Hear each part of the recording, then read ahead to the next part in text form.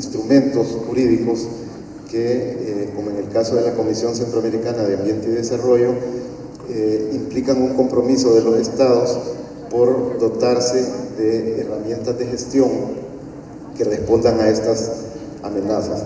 O terceiro expositor do painel foi Harrison Silva, professor da Universidade Federal de Santa Catarina. Desse esforço coletivo. Alberto Góes, secretário especial de Governadoria, Coordenação Política e Institucional do Governo do Amapá, palestrou sobre realidade ambiental do estado do Amapá, destacando aspectos geográficos, ambientais e históricos do Amapá.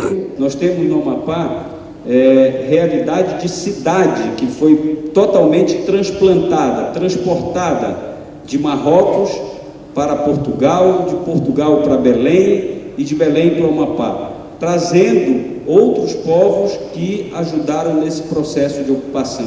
Nós temos a área de Mazagão, que é aqui nessa região que também floresceu uma cultura, a cultura Maracá, que nós demos o nome de Maracá, quer dizer, nós, homem branco, né?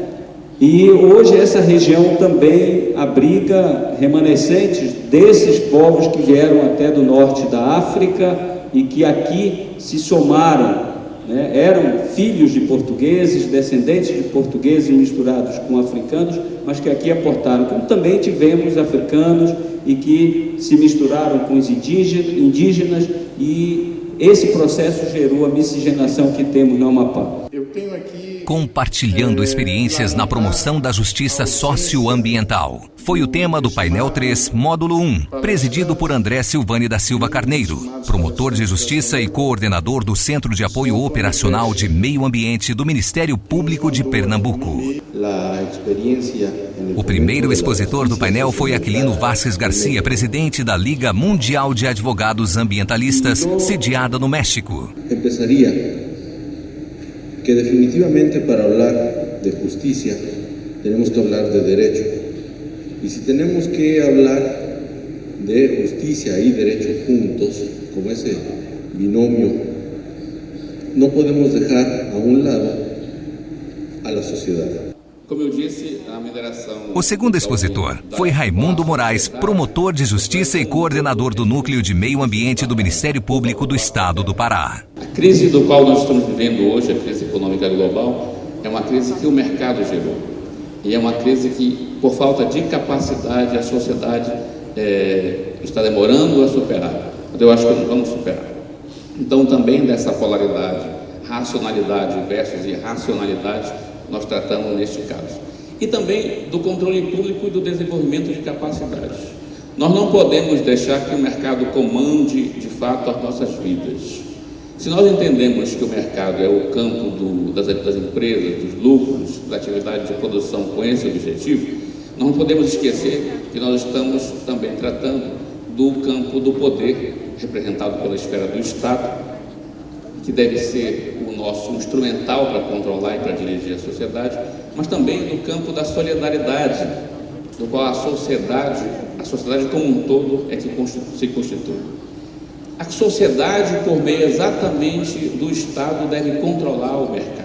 Além disso, Transparência Florestal, ele também... A terceira expositora foi Marília das Graças da Silva, pesquisadora do Instituto do Homem e do Meio Ambiente da Amazônia, Imazon.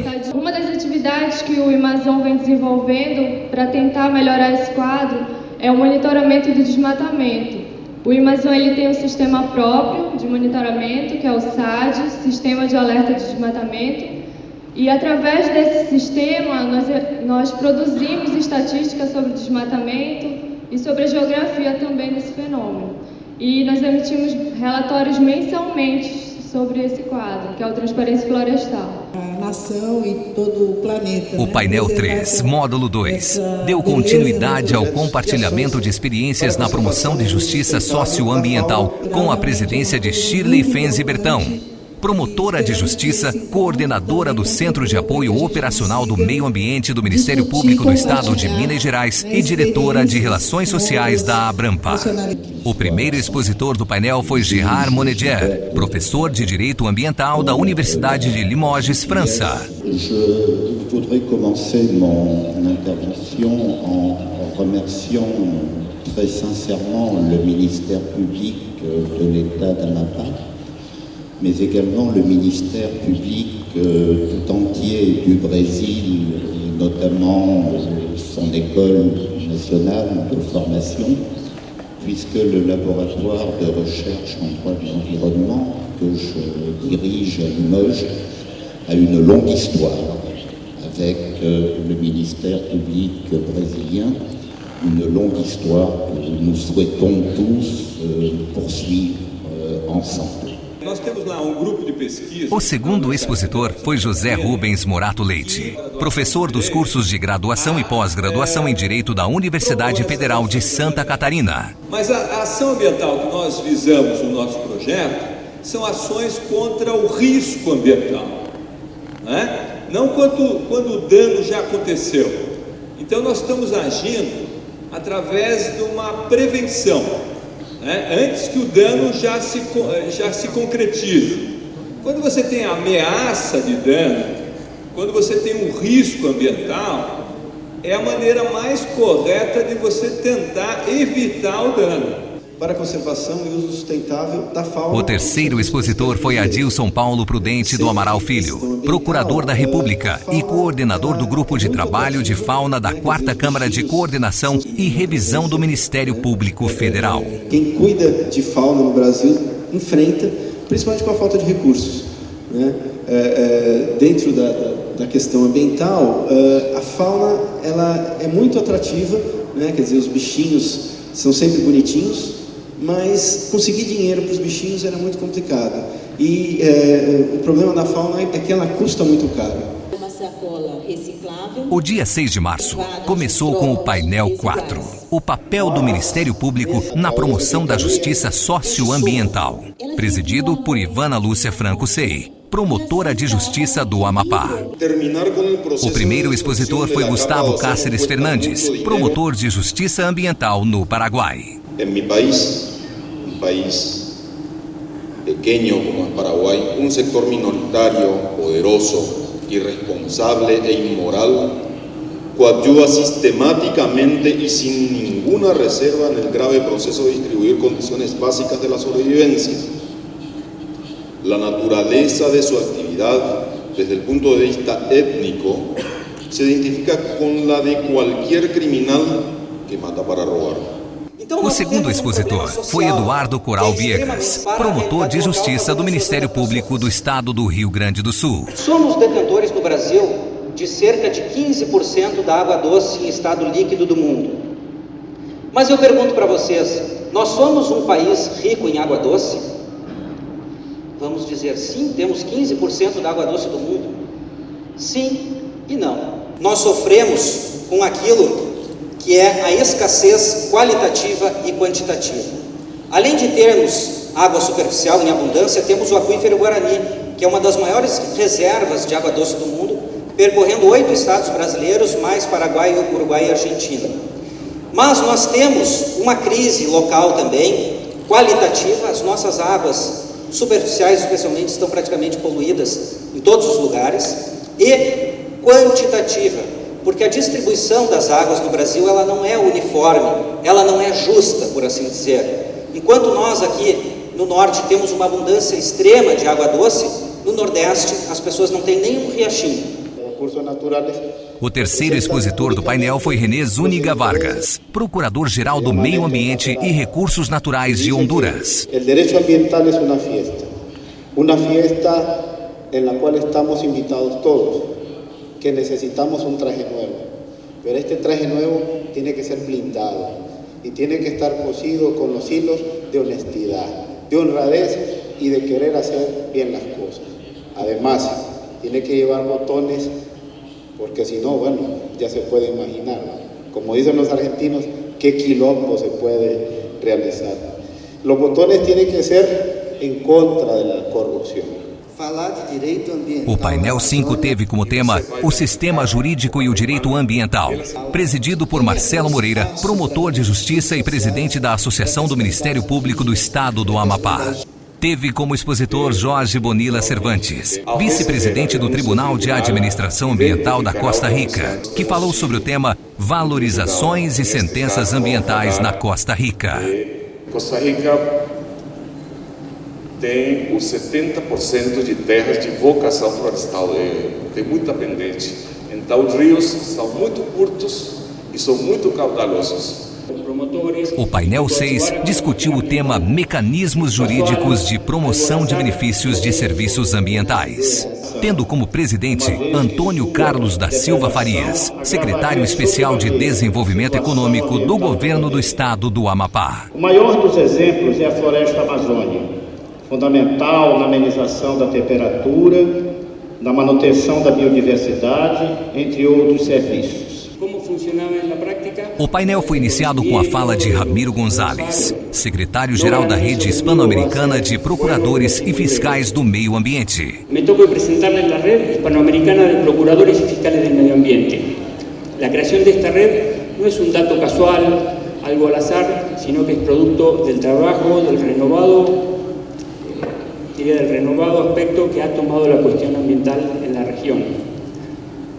Realmente ya en congresos, en distintas actividades académicas, encuentros tan importantes, se hablaba de la necesidad de crear una red. Y esta red, como les decía, es el fruto de muchos años de trabajo. O segundo expositor foi Genaro Uribe Santos, coordenador-geral da Liga Mundial de Advogados Ambientalistas, com sede no Peru. Eu falarei sobre algumas ideias relacionadas com os serviços ambientales. Y esto me hace recordar algo que yo tenía que decidir cuando me encontraba en los últimos años del estudio de la carrera de Derecho. Yo quería ser, desde que estudiaba en la universidad, un abogado ambientalista, y una vez alguien me dijo algunas cosas que eran necesario reflexionar. Me dijeron, si tú quieres ser abogado ambientalista, tienes que ser un abogado muy intrépido. Y yo soy muy intrépido. Tienes que ser un abogado que lee mucho, y yo leo mucho. Tienes que ser un abogado muy audaz, y yo soy muy audaz. Tienes que ser muy inteligente, y yo soy muy audaz.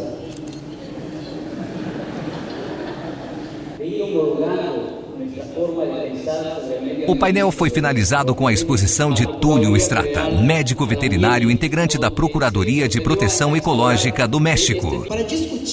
O painel 7 teve como tema Desafios do Direito Ambiental em Tempo de Mudanças Climáticas. Foi presidido por Maria do Socorro Milhomem Monteiro, procuradora de Justiça e subprocuradora para Assuntos Administrativos e Institucionais do Ministério Público do Estado do Amapá. Como tem mudado, não existe mais chuva, existem temporais em que as cidades inundam, causando grandes transtornos para os cidadãos, né? Porque a rede fluvial que existe já não é mais suficiente, né, para deter as chuvas que existem em consequência do ser humano que tem destruído o nosso planeta, né, principalmente com essas ações que são o desmatamento, né, e a poluição. O primeiro expositor do painel foi o ministro do Superior Tribunal de Justiça, Antônio Herman de Vasconcelos e Benjamin. A nossa Constituição não trata da dominialidade das florestas. Não vamos encontrar em nenhum ponto da Constituição Federal de 88 dispositivos que estabeleçam um regramento mínimo que seja para as florestas brasileiras em termos de dominialidade de direito de propriedade. A Constituição foi sábia, porque ao contrário da fauna, que eu posso simplesmente dizer, como está hoje no sistema jurídico brasileiro, que a fauna é bem de domínio do Estado, a floresta eu não posso dizer assim, porque a floresta, como regra, segue o regime de dominialidade da terra. A segunda expositora foi Sheila Abed de Zavala, presidente da Comissão de Direito Ambiental da União Internacional pela Conservação da Natureza, e o